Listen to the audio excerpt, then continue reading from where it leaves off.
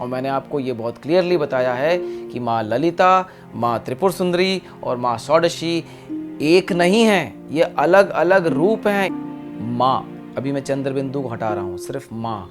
माँ के बहुत अर्थ होते हैं, एक माँ का अर्थ होता है नहीं, इसीलिए हम माँ नव कहते हैं, मतलब माँ मतलब नहीं, और नव मतलब अब और कुछ नया नहीं बन सकता। दुनिया में आपको बहुत कन्फ्यूजन होगा, हर मामले में कन्फ्यूजन होगा, लेकिन जो क्लैरिटी है वो सिर्फ और सिर्फ श्री विद्या के अलावा किसी और विद्या में पॉसिबल नहीं है। श्री विद्या ही है जो आपको क्लैरिटी देती है, हर चीज को, दूध का दूध और पानी का पानी। वही हंस है, वही दूध से पानी को अलग करता, उसी हंस पे सरस्वती विराजमान है, उसी सरस्वती के हाथ में अक्षमाला है, उसी अक्षमाला से, अक्षरों से आप इस प्रकृति को शब्द ब्रह्म में निहित करते हुए बोल के क्रिएट कर रहे हैं। अगर आप किसी चीज पे हाथ रखें तो आपको समझ में आ जाए कि वो चीज क्या है। आपको क्या लगता है कि दूरबीन थी जो उन्होंने यहाँ बैठे बैठे नक्षत्र देखे होंगे ऋषि मुनियों ने?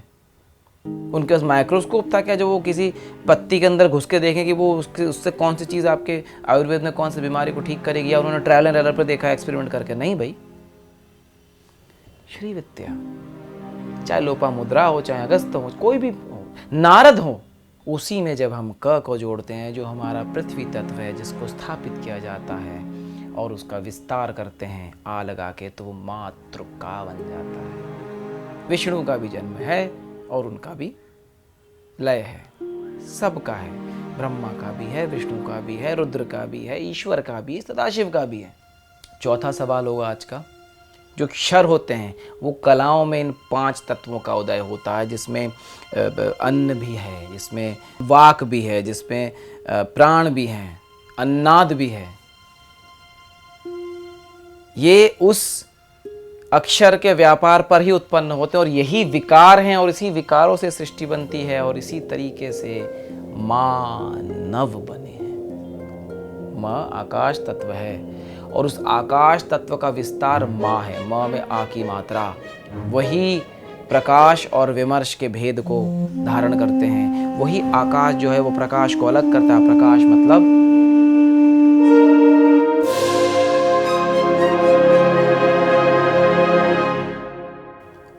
राम राम, नमस्ते। मैं विश्वनाथ मिश्रा फिर से आपके सामने प्रस्तुत हुआ हूँ। अब बोलचाल भाषा में हम मिश्रा बोल देते हैं, एक्चुअली में मिश्र है, क्योंकि जैसे शुक्ला नहीं होते हैं, शुक्ल होते हैं, वैसे मिश्रा नहीं होते। मिश्रा अंग्रेज़ी के चक्कर में हम लोग MI से 4 लिखते हैं, तो राम का रामा हो गया, कृष्ण का कृष्णा हो गया है ना। तो ऐसे करते करते हमने सब विकृत कर दिया, अशोक का शोका हो गया है, तो वो मिश्र हैं, मिश्रा नहीं है। बोलचाल भाषा में आमतौर पर वो निकल जाता है। चलिए अब हम आज के टॉपिक पे बात करते हैं। आज के टॉपिक काफ़ी इंटरेस्टिंग इसलिए होने वाला है क्योंकि जितने लोग की पूजा करते हैं उनको ही नहीं पता कि वो पूजा किस चीज़ की कर रहे हैं। इस सृष्टि में पुरुष तत्व की पूजा होती ही नहीं है, संभव ही नहीं है। आप किसी को रूप देंगे तो वो प्रकृति है। निर्गुण निराकार की पूजा संभव नहीं है। अगर आपने आकार दिया या गुण दिया तो आप प्रकृति में घुस गए, ठीक है।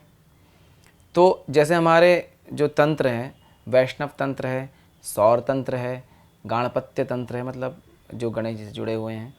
सौर को तो समझ में आया, जो सूरज या सूर्य से जुड़े हुए हैं। शाक्त तंत्र है और शैव तंत्र है। आपको क्या लगता है जो विष्णु जी की पूजा करते हैं वो किन की पूजा कर रहे हैं?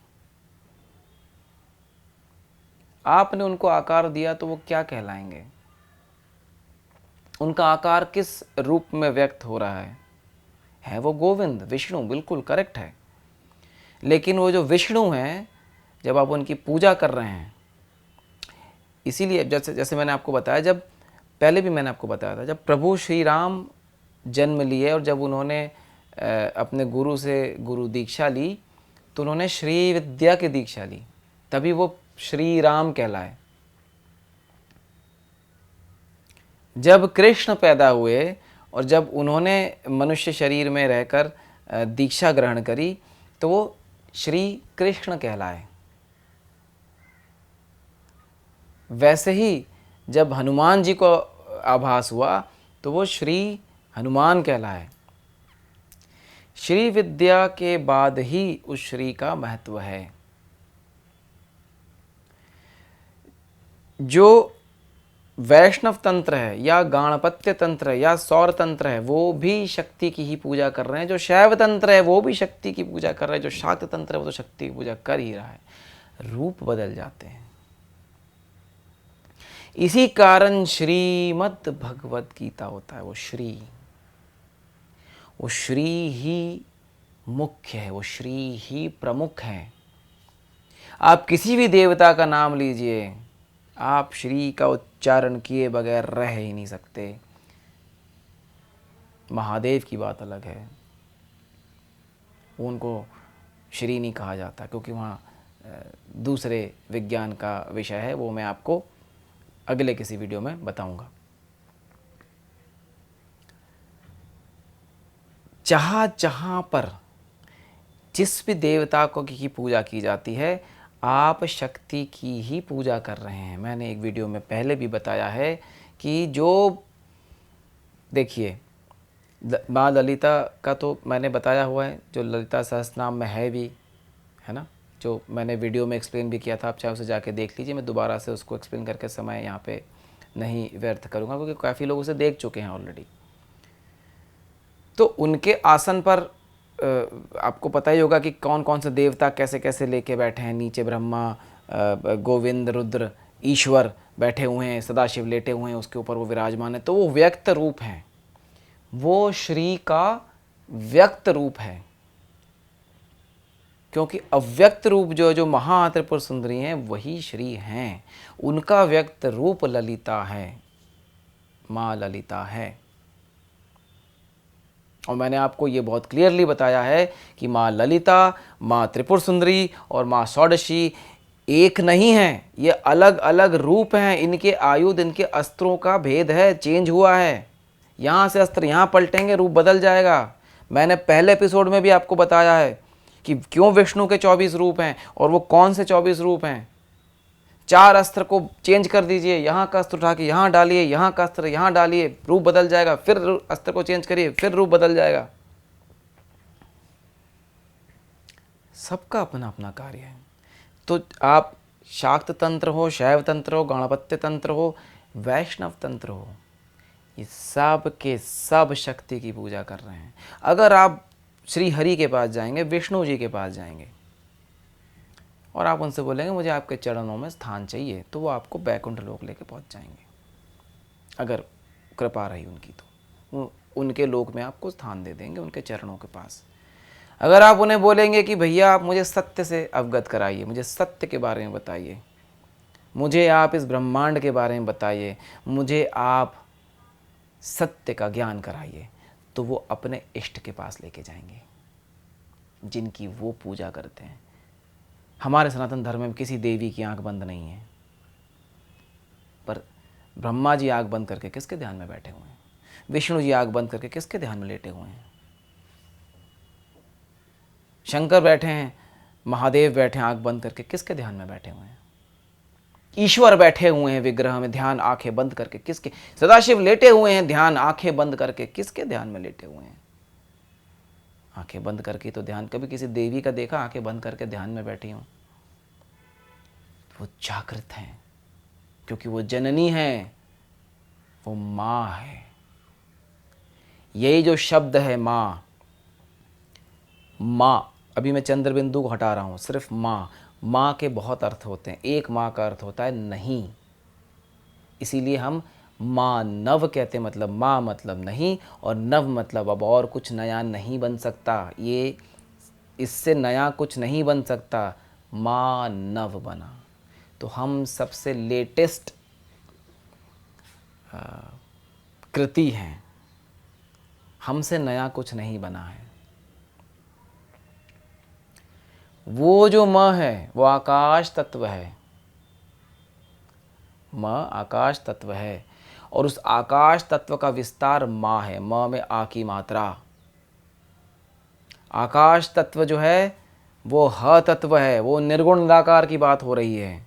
आकाश तत्व के बियॉन्ड जो है वहाँ पर शिव हैं, वही प्रकाश और विमर्श के भेद को धारण करते हैं। वही आकाश जो है वो प्रकाश को अलग करता है। प्रकाश मतलब शब्द ब्रह्म, अर्थ ब्रह्म मतलब विमर्श मतलब प्रकृति, और वो पुरुष।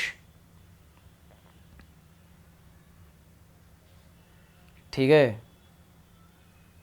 एक बार दोबारा बोलना पड़ेगा, शायद ये बहुत टेक्निकल हो गया है।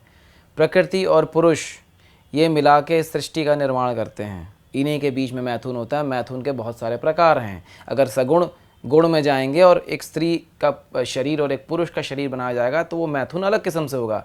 जब आप निर्गुण में जाएंगे और एक प्रकृति और पुरुष को मिलाया जाएगा तो वो अलग किस्म से सृजन करेगा।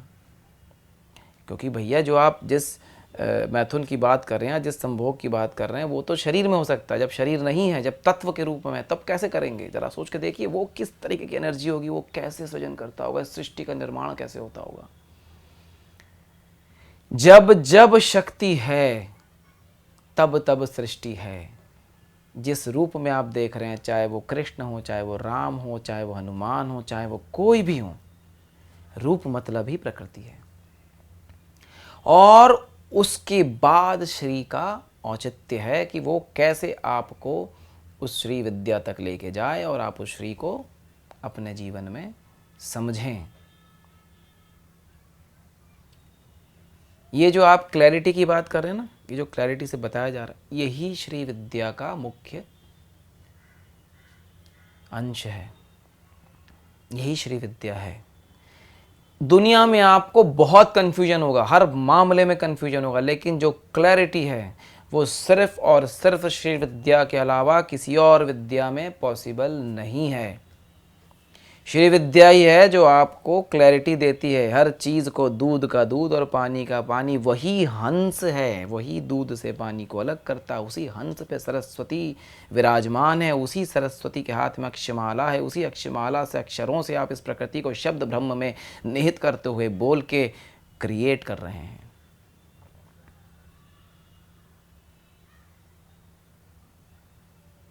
इसी के बाद, इस वीडियो के बाद मैं अगली महाविद्या पे आऊँगा, तब आपको समझ में आएगा कि मैं क्या बोलना चाह रहा हूँ। यहाँ पे इसका बहुत बड़ा उपयोग है। तो श्री विद्या के बारे में जो वीडियो मैं बनाने जाऊँगा उसमें मैं और श्री विद्या के बेसिक चीज़ों को बताऊँगा। अभी मैं बात कर रहा हूँ कि ये जो 5 तंत्र हैं इसमें हम किसकी पूजा करते हैं। तो इसमें हम शक्ति की ही पूजा कर रहे होते हैं। या तो लोगों को पता है या लोगों को नहीं पता है, या तो लोग भ्रमित हैं या लोग क्लैरिटी में हैं। अगर विष्णु जो तत्व हैं वो गुरु के, बृहस्पति आपने सुना होगा, वो गुरु तत्व के स्वामी हैं। अगर आप उनके पास जाएंगे और ये बोलेंगे कि मुझे आप अपनी शरण में रख लीजिए, तो वो आपको अपने बैकुंठ धाम लेके चले जाएंगे। अगर आप उनके पास जाएंगे और बोलेंगे कि आप मेरे गुरु हैं और मुझे मार्गदर्शन करिए, तो वो आपको अपने इष्ट के पास लेके जाएंगे। फिर बैकुंठ में आपका कोई स्थान नहीं है, फिर तो आपको उसके बियॉन्ड जाना है। जितने लोग इस सृष्टि में एग्जिस्ट करते हैं वो सब एक ना एक समय क्षीण होंगे ही होंगे, ख़त्म होंगे।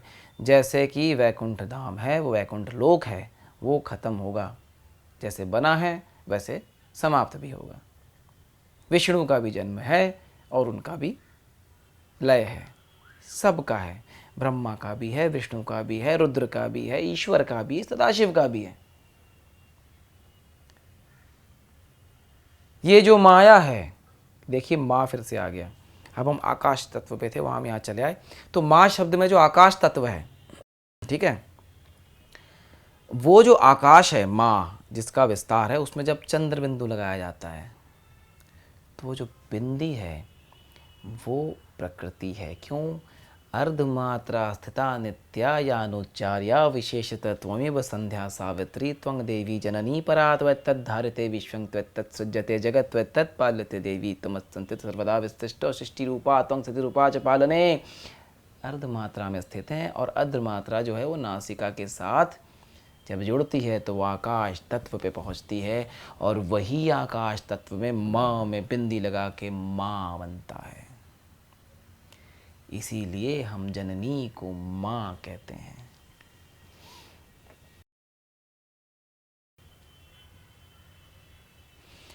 वैसे ही उस माँ में जब त का मेल होता है और रकार आता है, अर्ध रकार अर्ध मात्रा के रूप में, तो मातृ बन जाता है। उसी में जब हम क को जोड़ते हैं, जो हमारा पृथ्वी तत्व है जिसको स्थापित किया जाता है, और उसका विस्तार करते हैं आ लगा के, तो वो मातृ का बन जाता है। हम कुछ भी कर लें, हम जिस भाषा में बात कर रहे हैं उसे हम मातृभाषा कहते हैं। माँ मातृ वही मातृ का है, उसी मातृ का को स्थापित किया जाता है। किसकी पूजा कर रहे हैं आपको पता हो चाहे न हो, आप शक्ति को ही पूज रहे हैं। आप किसी पुरुष रूप में पूजिए, आप किसी प्रकृति रूप में पूजिए, आप मेल में पूजिए, आप फीमेल में पूजिए, आप किसी को भी पूजिए, आप पूज सिर्फ और सिर्फ शक्ति को ही रहे हैं। इसीलिए जितने देवता हैं उनके नाम के पहले ही श्री लगा दिया गया है। श, र और ई। श मतलब कल्याण, र मतलब अग्नि तत्व, उस कल्याण का इस प्रकृति में हिरण्यगर्भ में उत्पन्न होना। र अग्नि तत्व, ई मतलब इच्छा, वो भी अग्नि अर्ध मात्रा में है। दोनों अर्ध मात्रा में है, अग्नि भी अर्ध मात्रा में है और जो श कल्याण है वो भी। तो कल्याण और अग्नि, शिव और शक्ति को मिला के जब उसकी इच्छा शक्ति जागती है, ई जागती है, तो वो श्री कहलाता है। वो ही प्रकृति है, वो ही महा त्रिपुर सुंदरी है, और उन्हीं का व्यक्त रूप जो है वो माँ ललिता है, और उन्हीं की साधना जो है वो श्री विद्या है। अत्यंत दुर्लभ, अत्यंत गुप्त विद्या है। इसके उत्तराधिकारी इस दुनिया में बहुत कम हैं। भीड़ में सिखाई हुई श्री विद्या सिर्फ टिप ऑफ आइसबर्ग भी नहीं है। वो टिप ऑफ आइसबर्ग इसलिए नहीं है क्योंकि वो सबको जनरलाइज्ड वे में नहीं दी जाती है। आपका इसमें बहुत सारी चीज़ें होती हैं। मैं श्री विद्या के मैंने बताया कि मैं इस पर चीज़ें बताना शुरू करूँगा, क्योंकि अब मुझे लगता है कि लोगों ने कुछ तो भी फैलाया हुआ है मार्केट में। इसको ठीक करना ज़रूरी है। जितने भी लोग हमसे जुड़े हैं, अब छोटा परिवार है, इसको बड़ा करेंगे तो ज़्यादा लोग जुड़ेंगे, उनको ज़्यादा सत्यता के करीब जाएंगे, और जितने भी लोग हैं वो इससे लाभ ले सकें। तो ये मैंने जो एपिसोड बनाया, ये मैंने सिर्फ इसलिए बताया कि आप माँ शब्द को समझ सके।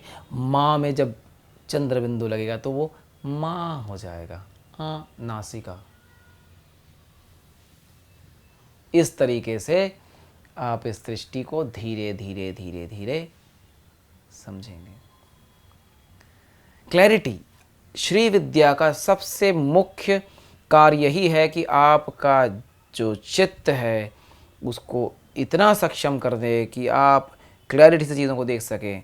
अगर आप किसी चीज़ पे हाथ रखें तो आपको समझ में आ जाए कि वो चीज़ क्या है। आपको क्या लगता है कि दूरबीन थी जो उन्होंने यहाँ बैठे बैठे नक्षत्र देखे होंगे ऋषि मुनियों ने? उनके पास माइक्रोस्कोप था क्या जो वो किसी पत्ती के अंदर घुस के देखें कि वो उससे कौन सी चीज़ आपके आयुर्वेद में कौन सी बीमारी को ठीक करेगी? या उन्होंने ट्रायल एंड एरर पर देखा एक्सपेरिमेंट करके? नहीं भाई। श्री विद्या, चाहे लोपामुद्रा हो, चाहे अगस्त हो, कोई भी हो, नारद हो,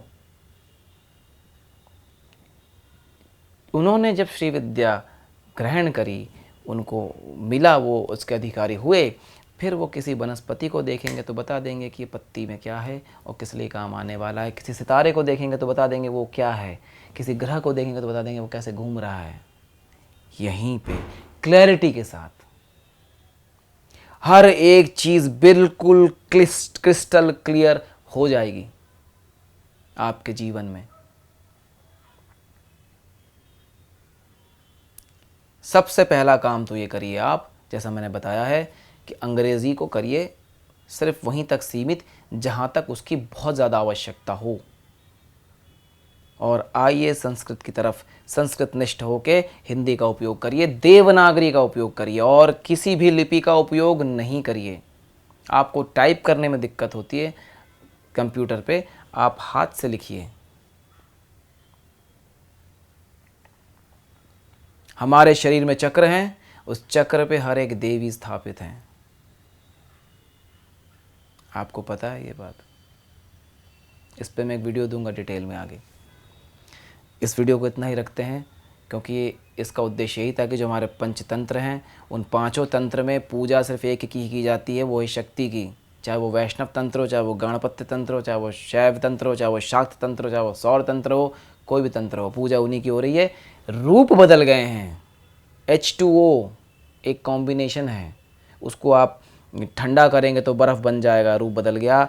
गर्म करेंगे तो भाप बन जाएगा, रूप बदल गया। नॉर्मल रखेंगे तो पानी रहेगा, रूप बदल गया। आप किसी को भी H2O नहीं बोलते हैं, आप इसको बर्फ़ बोलते हैं, उसको पानी बोलते हैं, उसको भाप बोलते हैं, लेकिन है वो H2O वही है। शक्ति ही सब कुछ है। शक्ति के बगैर इस प्रकृति में कुछ नहीं, ना आप है, ना मैं हूँ, ना ये वीडियो है, कुछ भी नहीं है। और उसी पर अधिष्ठित हैं वो। हर एक जगह सिर्फ विद्याएं ही हैं। अक्षरों के व्यापार के बाद ही जो अक्षर होते हैं, वो कलाओं में इन 5 तत्वों का उदय होता है, जिसमें अन्न भी है, जिसमें वाक भी है, जिसमें प्राण भी हैं, अन्नाद भी है। ये उस अक्षर के व्यापार पर ही उत्पन्न होते हैं, और यही विकार हैं, और इसी विकारों से सृष्टि बनती है, और इसी तरीके से मानव बने हैं।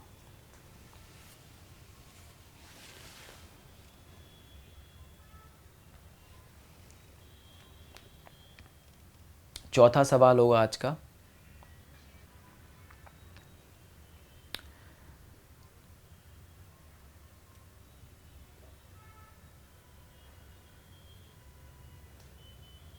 एक विषय है जो थोड़ा सा दबा हुआ है। जैसे मैंने आपको माँ बताया, उसी प्रकार से मांस जिसे तंत्र के नाम पे चढ़ाया जाता है। अब वो क्या विचार है, उसमें क्या हुआ है, उस पर नहीं जा रहे हम। वो क्रिया आप कुछ भी चढ़ाएंगे, उसका एक रिपरकेशन तो आएगा, कोई ना कोई देवी तो आएंगी, है ना। अब आपको, जब मैंने आपको माँ बताया, उसी माँ से मांस बना है। आपको बताना है कि वो जो शब्द है मांस, उसका असली अर्थ क्या है। और जैसे मैंने बताया मातृकाओं के माध्यम से, वैसे आप बताइए। अगर आपको पता है तो बढ़िया है, नहीं पता है तो कोई बात नहीं। सवाल कठिन है और कठिन होना भी चाहिए, क्योंकि मैं वाउचर दे रहा हूँ ना तो सवाल तो कठिन करूँगा भाई। आपको भी सीखने का मौका मिलेगा, और मेरे वाउचर की अवेलेबिलिटी थोड़ी सी हार्ड हो जाएगी प्राप्त करना। ठीक है, तो फिर आज हम इसी टॉपिक पे विराम देते हैं, और मैं आपसे आज्ञा लेता हूँ। दोबारा मैं आपके सामने नए वीडियोस लेके फिर आऊँगा। आप इसे अधिक से अधिक लोगों तक पहुँचाइए वीडियोस को, चैनल को सब्सक्राइब करिए, शेयर करिए, और लोगों को जोड़िए इससे। ठीक है, अगर आप ऐसे किसी जगह को जानते हैं जहाँ पे बहुत सारे लोग सनातन धर्म की चीज़ों को लेके परेशान हैं या जान नहीं पा रहे हैं, तो वहाँ पे इनको इन वीडियोस को पहुँचाइए, उनको पर्टिकुलर लिंक भेजिए कि वो देखें। ठीक है, तो फिर और सहयोग का, जैसे मैंने आपको बताया कि हम तो प्रयास कर ही रहे हैं अपनी तरफ से। एक रिकॉर्ड करता है कोई, मैं बोलता हूँ, है ना, फिर कोई उसका डिज़ाइन बनाता है। तो अब वो लोग सब अपनी सेवाएं दे ही रहे हैं। तो अगर आप भी इसमें अपना भागीदारी चाहते हैं कि इस सनातन धर्म की चीज़ों में हम भी भागीदारी बने, तो आप हमें मदद कर सकते हैं, आप हमें अपना सहयोग दे सकते हैं। मैंने इसके लिए UPI ID और आपको स्कैनर दिया हुआ है पहले, मैं दोबारा इसमें दे देता हूँ, तो इससे प्रोत्साहन बना रहता है ना। तो बहुत सम्मान है आपका इस चीज़ के लिए, आप बिल्कुल कर सकते हैं। ठीक है, तो फिर मैं आज्ञा लेता हूँ आपसे। विश्वनाथ मिश्र दोबारा आपसे मिलूँगा। राम राम, नमस्ते।